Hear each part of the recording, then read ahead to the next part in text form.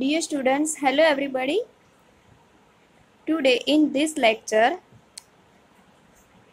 we will study about PHP variable and rules. So now let's start how to perform variable and its rule with our PHP language. So PHP variable and variable rules. So first of all, variables are container for storing information. Variable શું છે? Variable is nothing but it's one type of container. કન્ટેનરનું meaning શું થાય કે એની અંદર કોઈ ડેટાને આપણે શું કરીએ? સ્ટોર કરીએ, એની ઇન્ફોર્મેશનને અંદર સ્ટોર કરીને રાખીએ. So variable are container for storing a information. હવે અત્યાર સુધી તમે સી લેંગ્વેજ, C++, આ બધી લેંગ્વેજમાં વેરિયેબલ ડિક્લેર ફોર એક્ઝામ્પલ તરીકે તમે આ રીતે કર્યું હતું. ઇન્ટીજર એ સેમિકોલન, સ્ટ્રિંગ પછી કોઈ સ્ટ્રિંગ આપીને સેમિકોલન, ફોર એક્ઝામ્પલ તરીકે મેં આપ્યું છે. તો તમે જે આ લેંગ્વેજની અંદર વેરિયેબલને ડિક્લેર કરતા હતા તો એના પહેલાં તમે શું કરતા હતા? એની ડેટા ટાઈપ પણ ડિફાઇન કરતા હતા. બટ ઇન પીએચપી લેંગ્વેજ આપણે ક્યાંય પણ વેરિયેબલને યુઝ કરીએ તો એના પહેલાં ડેટા ટાઈપ ક્યાંય ડિક્લેર કરવાની નથી. બિકોઝ પીએચપી લેંગ્વેજ એક એવી લેંગ્વેજ છે કે તમે વેરિયેબલને ડિક્લેર કરશો તો એ વેરિયેબલની data type by default PHP language understand થઈ જાય છે અને ઓટોમેટિકલી એ એની ડેટા ટાઈપ જનરેટ કરી દે છે.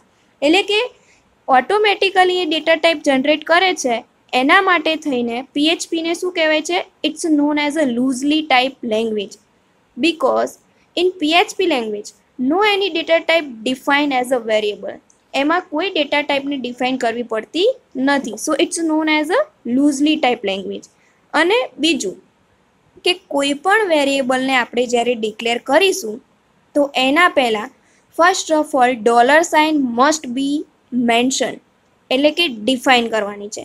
જ્યારે પણ આપણે વેરિયેબલને ડિક્લેર કરીશું ત્યારે વિધાઉટ $સાઇન એક્સેપ્ટ નહીં થાય. એટલે એની ડિક્લેરેશન કઈ રીતના છે? જો અહીં જોઈ લો.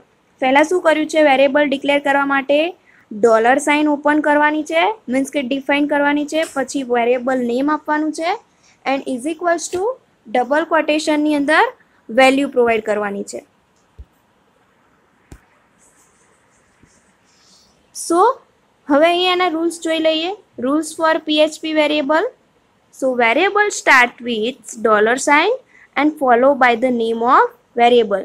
So variable must be start with the $sign, variable name and given a value in double quotation and next last one is semicolon. Variable name must start with a letter or a underscore character. Variable name can't start with a number. A variable can only contain alphanumeric character or underscore. For example, A to Z, 0 to 9 and underscore. Variables names are case sensitive. So for example, age and age, two different variables allow for the PHP variable.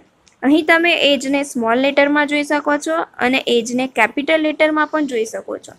For example, here define the txt variable with $sign and given the value text hello world in double quotation. Here also define the variable x and given the value is equals to 5. Define the variable y and given the value 10.5. હવે અહીં તમે જુઓ, hello વર્ડને મેં double કોટેશનમાં આપ્યું છે, 5 and 10.5 ને double કોટેશનમાં આપેલું નથી. મીન્સ કે વેરિયેબલની વેલ્યુ જે છે એ જો તમે સ્ટ્રિંગમાં આપતા હો તો જ તમારે ડબલ કોટેશન મીન્સ કે ડબલ કોટેશન યુઝ કરવાના થશે. એની વેલ્યુ જો ઇન્ટીજર, ફ્લોટ, ડેસિમલ પોઈન્ટમાં હશે તો એના માટે ડબલ કોટેશન યુઝ કરવાની જરૂર નથી. હવે ડેટા ટાઈપ જોઈ લઈએ. Scalar data type for example integer, float, string, Boolean, આ બધી તમે પહેલાં જે સ્ટડી કરી છે એ જ લેંગ્વેજીસની છે, આમાં કોઈ જ ન્યૂ નથી. Next, compound data type, array and object. Compound data type means nothing but our collection of data stored in one list. So it's known as a compound data type. So array is a nothing but collection of data with the same data types. Object is define a class of one portion of variable, so it's known as a object. Special data types, એમાં null પણ હોઈ શકે and connected to our database data પણ હોઈ શકે. એના પછી why PHP is known as a loosely typed language. PHP ને આપણે loosely typed language શા માટે કહીએ છીએ? Because જો PHP automatically converted the variable to correct data type depending on its value. શા માટે એને આપણે કહીએ છીએ PHP ને એની લૂઝલી ટાઈપ લેંગ્વેજ? કારણ કે તમે જે વેરિયેબલ ડિક્લેર કરો છો એમાં તમે જે વેલ્યુ આપો છો એના બેઝ પર જ PHP એની ડેટા ટાઈપ મેન્શન કરી લે છે, ઓટોમેટિકલી જનરેટ કરી લે છે. પરંતુ અધર લેંગ્વેજમાં છે જેમ કે C++, Java, the programmer must declare the name and type of variable before using it. આ બધી લેંગ્વેજમાં આપણે જ્યારે વેરિયેબલ યુઝ કરતા હોઈએ છીએ ત્યારે એના પહેલાં એની ડેટા ટાઈપને શું કરવી પડે છે? મસ્ટ બી મેન્શન ઇટ અથવા તો એને ડિક્લેર કરવી પડે છે. હવે ચેન્જિંગ ટાઈપ એટલે કે ટાઈપ કાસ્ટિંગ મીન્સ કે આપણે જે વેરિયેબલને મૂકીએ છીએ, ડિક્લેર કરીએ છીએ, એની ટાઈપ ચેન્જ કરવી હોય તો એની બે ટાઈપ છે, એક ગેટ ટાઈપ અને સેટ ટાઈપ. ફોર એક્ઝામ્પલ તરીકે જુઓ, PHP ડિક્લેર કર્યું $a = 10, તો 10 શું થઈ ગયું? ઇન્ટીજર થયું. હવે જે આ ઇન્ટીજર છે એને મારે સ્ટ્રિંગમાં કન્વર્ટ કરવી છે તો પહેલાં તો મારે એને શું કરવી પડશે? ગેટ ટાઈપ, કે પહેલાં એની જે ડેટા ટાઈપ છે એને મેળવવાની છે અને એને મારે શું કરવી છે? એના ઇન્સ્ટેડ ઓફ રાહુલ મૂકવું છે.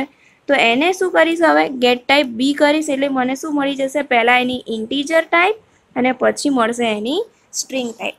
પ્રેક્ટિકલ પરફોર્મ કરવા માટે first of all you write down the program in notepad, otherwise notepad++ and save this file in a one folder. અને કયું ફોલ્ડર? તો જે તમારે સી ડ્રાઈવની અંદર ઝેમ્પમાં HD docs કરીને ફોલ્ડર છે એમાં તમારું પોતાનું પર્સનલી એક ફોલ્ડર બનાવવાનું છે. મેં આગળના વિડીયોમાં મેં એક્ઝામ્પલ તરીકે ફોલ્ડર બનાવ્યું છે.